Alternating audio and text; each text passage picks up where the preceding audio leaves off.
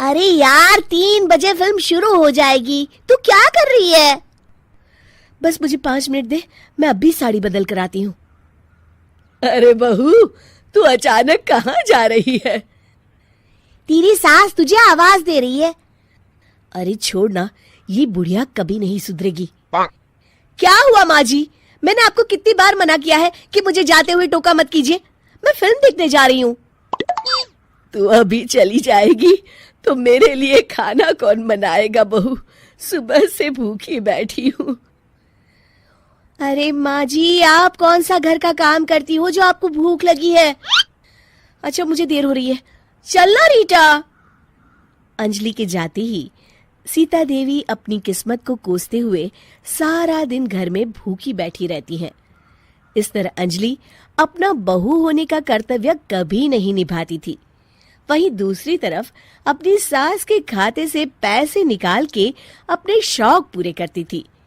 लेकिन सीता देवी इस उम्मीद पर थी कि एक दिन उसकी बहू सुधर जाएगी। फिर एक दिन सीता देवी की जुड़वा बहन गीता देवी वहां आती है।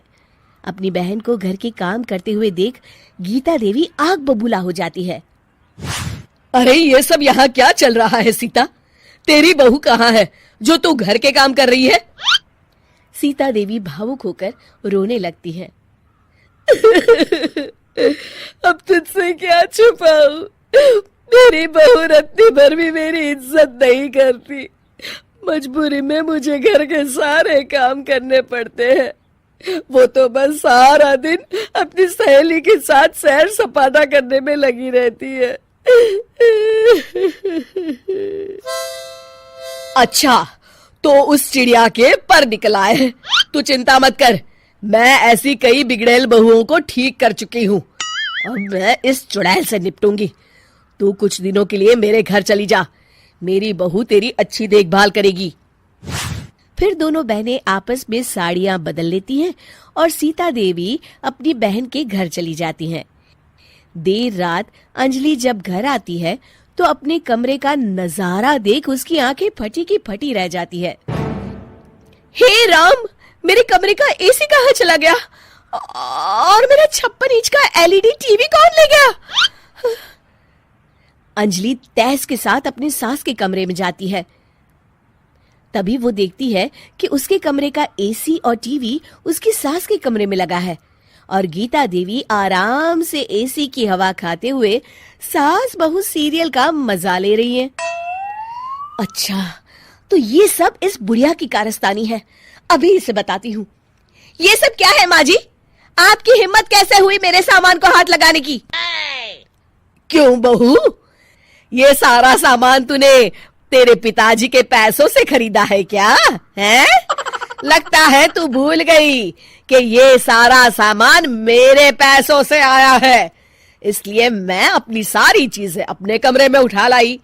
तुझे कोई एतराज है? चल जा यहाँ से, सीरियल का मजा किरकिरा मत कर। गीता की बातों का कोई जवाब नहीं बनता देख अंजलि अपने दांत पीस कर रह जाती है। अगले दिन रीटा और अंजलि शॉपिंग पे जाने की तैयारी करती हैं। अंजलि जैसे ही अपनी स्कूटी पर बैठती है तभी गीता देवी स्कूटी की चाबी निकाल लेती हैं। अरे, ये स्कूटी कहाँ लिए जा रही है? ये भी मेरी कमाई की है। माँ जी, ये तो आप हद कर रही हैं। मैं बाहर पैदल जाऊंगी क्या? हाँ, पैदल जा। वैसे भी तुझे घूमने का शौक है, मुझे नहीं। देखिए माँ जी, इस तरह मेरी सहेली के सामने मेरी बेइज्जती करके आप ठीक नहीं कर रही हैं। आप मुझे अच्छी तरह जानती हैं, बाद में आपको पछताना पड़ेगा। अच्छा, तो तू नहीं सुधरने वाली। मेरे ही घर में मुझे ही धमकी दे रही है। तेरी याददाश्त के लिए बता दूं कि ये मकान मेरे नाम पर है। अब तू देख, मैं आज ही अपने बिल्लू वकील को बुलाकर ये सारी जायदाद अनाथालय को दान कर देती हूँ, फिर तुझे एक ढेला भी नहीं मिलेगा। गीता की बातें सुनकर अंजलि के पैरों तले जमीन खिसक जाती है।